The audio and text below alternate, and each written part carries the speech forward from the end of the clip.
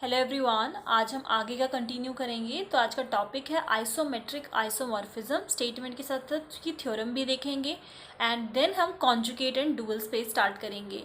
तो स्टेटमेंट से स्टार्ट कर रहे हैं। Let N and N dash be two non linear space a one one linear transformation T N to N dash such that norm जो है transformation का वो इक्वल आएगा एक्स के नॉर्म के साथ। अगर आप यहाँ पर टी वाई ले रहे हो तो यहाँ पर वाई लिखना है। For all X belongs to N is said to be isometric isomorphism and are said to be isometric isomorphism to n dash if there exists an isomorphism from n to n dash। यहाँ पर n और n dash दोनों आपकी non linear space है, तो कोई भी एक लीनियर ट्रांसफॉर्मेशन के बारे में यहाँ आपको दो बातें पता हैं, दैट इज वन वन होनी चाहिए और लीनियर होनी चाहिए। और जो ट्रांसफॉर्मेशन है वो इस तरीके से है कि जो ट्रांसफॉर्मेशन का नॉर्म होगा वो एक्स के नॉर्म के इक्वल आएगा, तो इसको हम बोलते हैं आइसोमेट्रिक आइसोमॉर्फिज्म। उससे रिलेटेड एक थ्योरम है। थ्योरम की स्टेटमेंट है let M be a closed linear subspace of a non linear space N. N आपका नॉन लीनियर स्पेस है, एम उसका सब स्पेस है। सब स्पेस कैसा है? क्लोज्ड है और लीनियर है।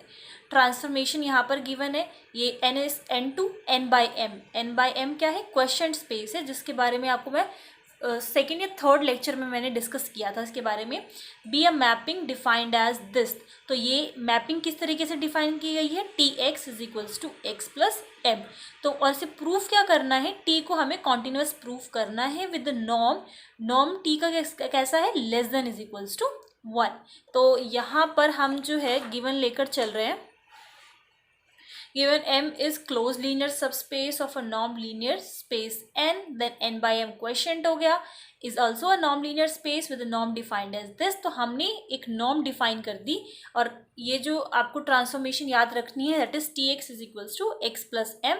इस पर हमने नॉर्म डिफाइन कर दी। दैट इज कैसा है? कोई भी नॉर्म आप डिफाइन कर सकते हो, बट वो कोई नॉन लीनियर स्पेस होना चाहिए। तो यहाँ पर जो हमने डिफाइन किया है वो है infimum and norm of X plus M, जहाँ पर ये जो एम है वो आपका सब स्पेस से बिलोंग कर रहा है। अब आपको प्रूफ क्या करना है कि टी जो है वो कॉन्टिन्यूस है।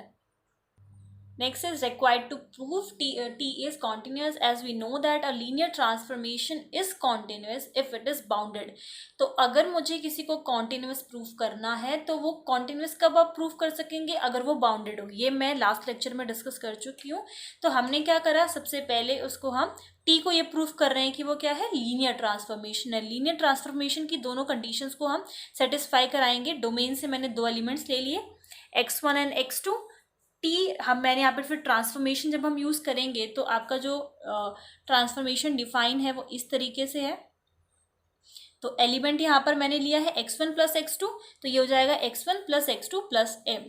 तो इसको मैं इस तरीके से भी लिख सकती हूँ x1 plus m plus x2 plus m, जहाँ पर ये x जो है m से बिलोंग कर रहा है। ये आइडेंटिटी हमने यूज़ की है। अगर इस तरीके से हो x plus M is equals to M हो तो हम कहते हैं कि x बिलोंग कर रहा है m में, और अगर x m में बिलोंग कर रहा है तो उसको हम इस तरीके से भी लिख सकते हैं। ये हमारे पास प्रॉपर्टी होती है। देन ये क्या है? tx1 है, ये क्या है? tx2 है। फर्स्ट कंडीशन प्रूव हो गई। आप स्केलर मल्टीप्लिकेशन की जो प्रॉपर्टी है उसको देखते हैं, alpha X. So T X is equals to X plus M है, तो ये एक्स प्लस एम हो गया। एल्फा आपका फील्ड से बिलोंग कर रहा है, एक्स आपका डोमेन से बिलोंग कर रहा है। इसको हम इस तरीके से भी लिख सकते हैं एंड देन ये आपका टी एक्स हो जाएगा। तो दोनों प्रॉपर्टी हमने सेटिस्फाई करा दी। तो टी क्या हो गया? लीनियर ट्रांसफॉर्मेशन हो गया। अब हम अगर ये प्रूव कर देते हैं कि ये बाउंडेड भी है तो वो कॉन्टिन्यूस प्रूव हो जाएगा। तो ट्रांसफॉर्मेशन हमारी किस टाइप की थी? T X is equals to X plus M for all X belongs to N. तो नॉर्म लगा दिया हमने यहाँ पर। अब हम उस नॉर्म को डिफाइन कर, जो हमने स्टार्टिंग में नॉर्म को डिफाइन किया था वो यहाँ पर हमने यूज़ किया है कि x प्लस एम का जो नॉर्म है वो किसके इक्वल है? Infimum of this. ठीक है, तो इन्फिमम अगर मैं इसको अलग अलग करके लिखती हूँ, infimum of a plus B को अलग अलग करती हूँ, infimum of a plus infimum of b, तो इनइक्वालिटी का साइन आ जाएगा, that is less than is equals to. तो यहाँ पर जब मैं नेक्स्ट स्टेप में मैंने अलग अलग करके लिखा है तो इनइक्वालिटी का साइन आ गया। ये हो गया आपका, इसको मैंने अलग अलग किया, फिर इस पूरे पार्ट को इन्फिमम एक बार इसके साथ लिया, एक बार इसके साथ लिया, तो ये क्या आ जाएगा? नॉर्म आ जाएगा x का। ये नॉर्म कैसे आया, अभी आपने जो x प्लस एम का नॉर्म डिफाइन किया था तो क्या था, infimum of x plus M, तो यहाँ पर x प्लस एम की जगह x है तो सिर्फ यहाँ पे x आ जाएगा। उसके बाद है जो ट्रांसफॉर्मेशन, ये इनइक्वालिटी ट्रांसफॉर्मेशन आपको मिल गई किसी एक नॉर्म के लेस देन आपको मिल गई, मतलब कि जो tx का नॉर्म है वो less than is equals to norm of x आ गया। तो ये किसकी प्रॉपर्टी आपको मिल गई कि यहाँ पर जो t है वो बाउंडेड है, ठीक है। तो अब हम ये कह सकते हैं कि t जो है वो कॉन्टिन्यूस है, क्योंकि अगर आपने लीनियर ट्रांसफॉर्मेशन भी शो कर दिया, बाउंडेड भी शो कर दिया, तो कैसा हो गया, कॉन्टिन्यूस हो गया। As this is less than is equals to this, इसको आप इस साइड शिफ्ट करेंगे तो यहाँ पर 1 आ जाएगा। This implies that supremum of this, और यहाँ पर जो नॉर्म है वो क्या होनी चाहिए, less than is equals to 1 होनी चाहिए। तो ये आपका क्या बन गया, स्टार्टिंग में एक प्रॉपर्टी मैंने आपको बताई थी कि नॉर्म डिफाइन किया था सुप्रीमम करके, ठीक है। तो यहाँ पर हमने उसी नॉर्म का यूज़ किया है, दैट सुप्रीमम ऑफ दिस, जहाँ पर मैंने आपको बताया था कि जो x का नॉर्म होगा वो less than is equals to 1 होना चाहिए। तो ये आपका एज इट इज़ यहाँ पर आ गया, और इसकी जगह हमने वो सुप्रीमम वाला जो है नॉर्म अप्लाई किया है, क्योंकि ये नॉर्म है तो सुप्रीमम वाला हमने स्टार्टिंग में अप्लाई किया जो मैंने लास्ट आपको लेक्चर में बताया था। And this is equals to this, transformation की बात कर रहे हैं हम, तो ये this implies this transformation of t is less than is equals to 1।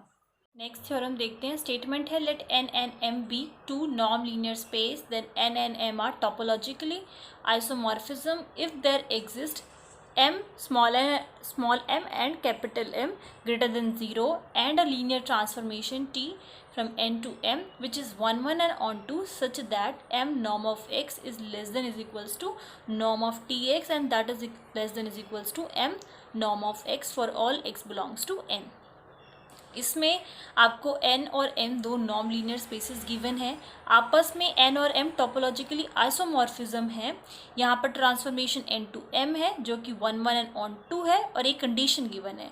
तो फर्स्ट हम क्या करेंगे, सपोज करेंगे कि ये 1 1 एंड ऑन 2 सारी कंडीशंस को हम गिवन लेकर चलेंगे और इस कंडीशन को प्रूव करेंगे, और कन्वर्स पार्ट में हम इसको गिवन लेकर चलेंगे और ये प्रूव करेंगे कि ये आइसोमॉर्फिक है। So first suppose that n and m are topologically isomorphic, transformation given है 1 1 and on 2 है, लीनियर ट्रांसफॉर्मेशन है, और अगर 1 1 and on 2 है तो t इनवर्स एग्जिस्ट करेगा, मैं आपको लास्ट लेक्चर में बता चुकी हूँ, and is continuous. Then by result अगर कॉन्टिन्यूस है, बाउंडेड है, तो हम इसकी कंडीशन को यूज़ कर सकते हैं, नॉर्म ऑफ जो टी एक्स होगा वो less than is equals to M norm of X होगा, ठीक है। जब हमने बाउंडेड की कंडीशन डेफिनेशन पढ़ी थी तो वहाँ पर हमने देखा था ये कॉन्टिन्यूस गिवन है, तो दिस इम्प्लाइज दैट कि वो बाउंडेड होगा, इसलिए मैंने यहाँ पर बाउंडेड की कंडीशन को यूज़ कर दिया। There exist m greater than 0 such that the norm of tx is less than is equals to m norm of x, वही सेम है, इसको मैंने इक्वेशन नंबर 1 दे दिया। यहाँ पर जो मेरा m है वो ग्रेटर देन 0 है, and t inverse exist, t is continuous 1 1 and on 2 है। यहाँ पर मुझे पता है कि t हमारा 1 1 एंड ऑन 2 था तो t इनवर्स एग्जिस्ट करेगा। जो ट्रांसफॉर्मेशन मेरी t है वो कॉन्टिन्यूस पता है, 1 1 है और ऑन 2 है, तो बाय रिजल्ट मैं क्या बोल सकती हूँ कि जो m है, m norm of x m norm of x is less than is equals to norm of t x। इसको हमने इक्वेशन नंबर 2 दे दिया। अभी लास्ट लेक्चर में जो हमने थ्योरम की थी वहाँ से ये रिजल्ट मुझे मिला है, ये थी वो थ्योरम जहाँ पर n और m हमारे नॉन लीनियर स्पेसेस थे, ट्रांसफॉर्मेशन गिवन थी, जहाँ पर ये कह रहा था कि जो t इनवर्स है वो एग्जिस्ट करेगा, वो कॉन्टिन्यूस होगा, तो हमारे पास एक पॉजिटिव नंबर m मिलता है, सच दैट दिस कंडीशन, ये कंडीशन हमने ऑलरेडी हम इस थ्योरम में प्रूव कर चुके हैं, तो वहाँ पर हमने ये रिजल्ट यूज़ किया है। बाय इक्वेशन 1 and 2 ये इससे लेस है तो यहाँ पर लिख दिया, ये इससे लेस है तो ये यहाँ पर लिख दिया, तो बाय 1 and 2 हम ये बोल सकते हैं यही हमारी कंडीशन थी। अब हम कन्वर्ट्स में क्या लेकर चल रहे हैं कि ये हमारे पास ट्रांसफॉर्मेशन जो है वो 1 1 एंड ऑन 2 लीनियर ट्रांसफॉर्मेशन है जो इस कंडीशन को सेटिस्फाई कर रहा है। अभी लास्ट जो हमने इक्वेशन ली थी उससे हम ये बोल सकते हैं, और ये क्या इम्प्लाइज कर रहा है कि जो ट्रांसफॉर्मेशन है वो कैसी है, बाउंडेड है, ये बाउंड कर रहा है इसको, और बाउंडेड है तो हम कॉन्टिन्यूस भी बोल सकते हैं। सो टी जो है वो 1 1 है, ऑन 2 है, कॉन्टिन्यूस भी हमने प्रूव कर दिया, टी इनवर्स भी एग्जिस्ट करता है, तो ये सारी कंडीशंस हमने प्रूव कर दी आइसोमॉर्फिक की। आइसोमॉर्फिक के लिए हमें यही सारी कंडीशंस प्रूव करनी होती है, तो hence n and m are topologically isomorphic. इस लेक्चर में बस हम इतना ही करेंगे। नेक्स्ट लेक्चर में हम कॉन्जुगेट स्पेस और डुअल स्पेस देखेंगे और इसकी थ्योरम को भी देखेंगे। अगर अभी तक जो मैंने कराया उसमें आपको कोई डाउट है तो आप लोग मुझसे पूछ सकते हैं, कमेंट सेक्शन में पूछ सकते हैं, या फिर इंस्टाग्राम का लिंक आपको डिस्क्रिप्शन में मिल जाएगा, वहाँ पे टेक्स्ट कर सकते हैं। Thank you.